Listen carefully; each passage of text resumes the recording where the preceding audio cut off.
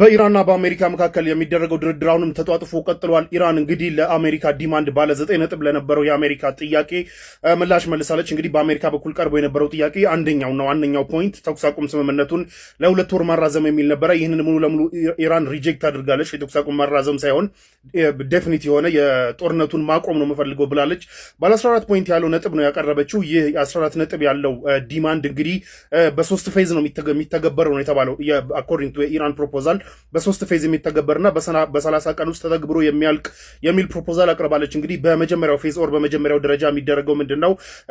አሜሪካ ኢራንና እስራኤል ተኩስ አቁም ምንድነው የጦርነቱን ማቆም ኦር አግሬሽኑን የጦርነቱን ማቆም ዴፊኒትሊ ማቆም የሚሉ ነገራቶች ላይ ይስማሙና ይፈራረማሉ። እንዲሁም ይህ ጦርነት ማቆም የሚለው ሊባኖስንም እንደሚያካትት ነው የኢራን ዲማንድ የሚያሳየው። ይህንን ከተፈራረሙ በኋላ እንግዲህ ሁርሙዝ ግራጁዋሊ ይከፈታል። ኢራንም ትከፍታለች። አሜሪካም እንትኗን ብሎኬዷን ታነሳለች። እንዲሁም ደግሞ ሁርሙዝ ላይ በኢራን ተጥለው ያሉ የባህር ላይ ፈንጂዎችን እንግዲህ አሜሪካ እየመራች ይህ እንዲጸዳ ይደረጋል የሚል ነው። የመጀመሪያው ፌዝ ላይ ይህ ይደረጋል። ሁለተኛው ፌዝ ላይ እንግዲህ አግሪ በተደረገ አመት ዲፍረንስ ውስጥ ለምሳሌ በፊት ዲማንዶች ለምሳሌ አሜሪካ ኢራን ኒውክሌር ማብላላቷን ለ20 ዓመት እንድታቆም ለ25 ዓመትም እንድታቆም የሚል ዲማንድ ነበረ። ኢራን ደግሞ 5 ዓመት እያለች ነበረ።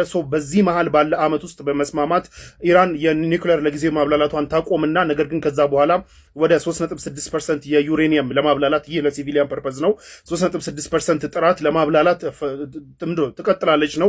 ነገር ግን በዚህ ፌዝ ውስጥ በዚህ በተስማሙበት አመት ውስጥ ግን ምንም አይነት ኒውክሌር ፋሲሊቲ እንዳይመቱና እንዳይወድሙባት እዚህ ላይ መስማማት ትፈልጋለች። በሌላ በኩል ግን እዚሁ ሰከንድ ፌዝ ላይ እንግዲህ በዚህ ከተስማሙ በኋላ አሜሪካ ኢራን ላይ ጥላ የነበረውን ማዕቀቦች በሙሉ እንድታነሳና እንዲሁም ደግሞ የኢራን ንብረቶች በየፎሬን ባንኮች ታግዱ ያሉ ንብረቶችን እንድትለቅ የሚል ነው ሁለተኛው ፌዝ። ሶስተኛው ፌዝ ደግሞ እንግዲህ ይህ ሁሉ ከተደረገ በኋላ ሶስተኛው ፌዝ ከሚድል ኢስት አረብ ሀገራቶች ጋር ስትራቴጂክ የሆነ ውይይትና አግሪመንት ማድረግ እንደምትፈልግ ነው። እና እነዚህ ሶስት ፌዞች እንግዲህ በ30 ቀን ውስጥ እንዲያልቁ የኢራን ዲማንድ መጥቷል ማለት ነው። የኢራን መደራደሪያ ነጥቦች መጥተዋል ማለት ነው። እዚህ ውስጥ ግን ሜንሽን ከተደረጉ ነገራቶች ውስጥ ለምሳሌ ሁርሙዝን ስቲል ማስተዳደር ትፈልጋለች ኢራን።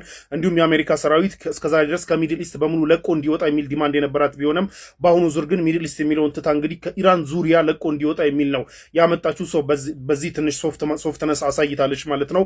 ለማንኛውም ይህ እነዚህ ዲማንዶች ቀርበዋል። እንግዲህ በአሜሪካ በኩል እስካሁን ድረስ ዶናልድ ትራምፕ በትላንትናው ዕለት ስለዚህ ጉዳይ ተጠይቆ ገና ኦፈሩን ሳያነበው ኦር ብሪፍ ሳይደረግ በፊት አቅርበዋል። ግን ገና እንስማማበት አይመስልም የሚል ንግግር ነበር የተናገረው። ነገር ግን እስካሁን ድረስ እንግዲህ በአሜሪካ በኩል ኦፊሻል የተደረገ መልስ የለም። ለኢራን ዲማንድ ኦፊሻል የተመለሰ መልስ የለም። ግን ብሪፍ እያደረገ ነው እያየነው ነው የሚል ነገር እስካሁን ድረስ ተነግሯል። ስለዚህ የኢራን ዲማንድ ስምምነት ላይ ይደረስበታል ወይስ አይደረስበትም የሚለውን የምናየው ቢሆንም ግን በሚመጣው ሳምንት ኢራን ላይ ጥቃት ሊፈጽሙ ይችላሉ ተብሎ እየተፈሩ ያሉት ዶናልድ ትራምፕ ይህንንም ጠቁመዋል። ጥቃት ሊፈጽሙ የሚችሉ በፕሮባቢሊቲ እንዳለም ጠቁመዋል። ኢራኖች ሚስቢሄቭ ካደረጉ ወር መጥፎ ጸባይ ካሳዩን እንመታቸዋለን የሚል እንትን አሳይቷል። ምንድነው ምልክት አሳይቷል። ነገር ግን በኢራን በኩል ግን በተለይ በኢራን ሪቮሉሽነሪ ጋርድ አመራሮች በኩል ግን ያለው ዶናልድ ትራምፕ ሁለት አማራጭ ነው ያለው። ኢዘር ወደ ጦርነቱ ገብቶ የማያሸንፈውን ጦርነት መልሶ ጀምሮ እንግዲህ ከባድ ውርደት፣ የባሰ ውርደት መዋረድ ወይም ደግሞ እኛ ያቀረብነውን ዲማንድ መቀበል እንጂ ሌላ ምንም አይነት አማራጭ የለውም የሚል እየተሰማ ነው ያለው። ለማንኛውም ዶናልድ ትራምፕ ይህንን የኢራን ኦፈር ይስማማሉ፣ ይቀበላሉ ወይስ አይቀበሉም የሚለውን አይገሱ ዊል ሴይ።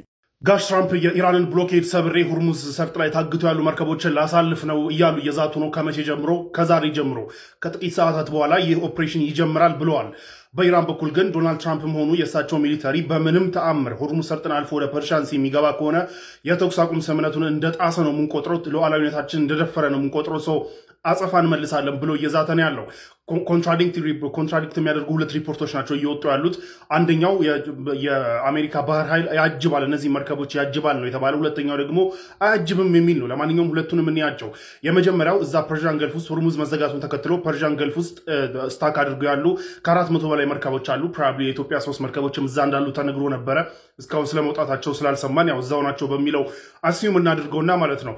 እነዚህ መርከቦች እንግዲህ ጦርነት ድንገት ሲጀመር እንግዲህ ባልጠበቁት መልኩ እዛው ስትራንድድ ሆነው ኦር ታግተው ቀርተዋል። እዛ ዶናልድ ትራምፕ እያሉ ያሉት እነዚህ መርከቦች የኒውትራል አገራቶች ከጦርነት ውስጥ የማይመለከታቸው የሆኑ አገራቶች መርከቦች ናቸውና እዛ እየተሰቃዩ ስለሆነ እነሱን ማስወጣት አለብን የሚል ሂውማኒቴሪያን መስሎ ለመቅረብ የተሄደ አካሄድ ነው።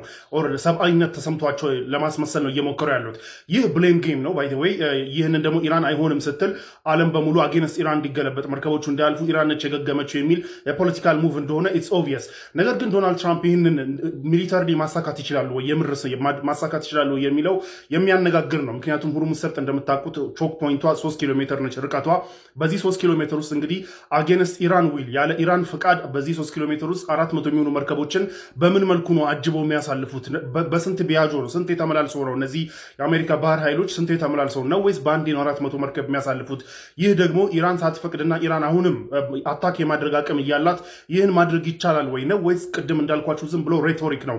ይህንን አደርጋለሁ ብለው ኢራን ደግሞ ስትከለክል አያችሁ መርከቦቻችሁ እንዲያልፍ ያደረገችው ኢራን ነው የሚል ብሌም ጌም እና ኔጎሽቲንግ ታክቲክ ነው ወይ የሚል ነገራቶች መታየት ይችላሉ።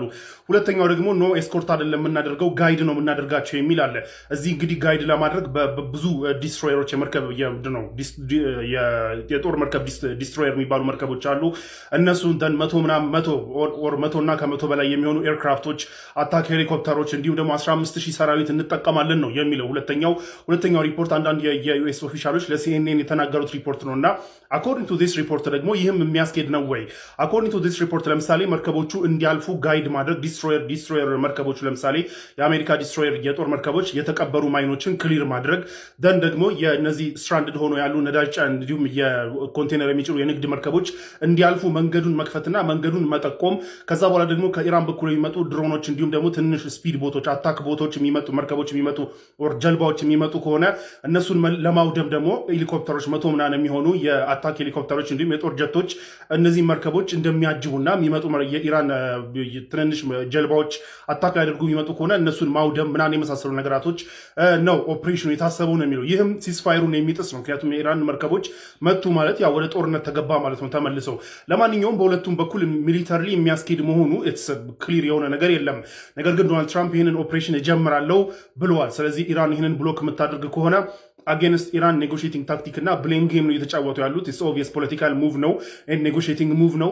ነገር ግን በኢራን በኩል ግን የሁርሙዝ ሰርጥም ሆነ የፐርሺያን ገልፍ ጉዳይ በዶናልድ ትራምፕ ዲሉዥናል በሆኑ ፖስቶች ማኔጅ የሚደረጉ አይደሉም። የእኛ ሉዓላዊነት ነው። ስለዚህ እኛንን ማኔጅ የምናደርገው። ነገር ግን እዚህ ውስጥ ኢንተርፊን ለማድረግ የሚሞክር ማንኛውም ኃይል ካለ ግን እርምጃ እንወስዳለን ብለው ዝተዋል። ስለዚህ ኢን ዘ ካሚንግ አወርስ ዶናልድ ትራምፕ ይህ ኦፕሬሽን ይጀምራል ብለዋል። ስለዚህ ኢን ዘ ካሚንግ አወርስ በሚመጡት ሰዓታት እንግዲህ ጀምሮ ደግሞ የምር ያሳኩታል ወይ ሳክስ ነው የሚለውን አይገስ ዊል ሲ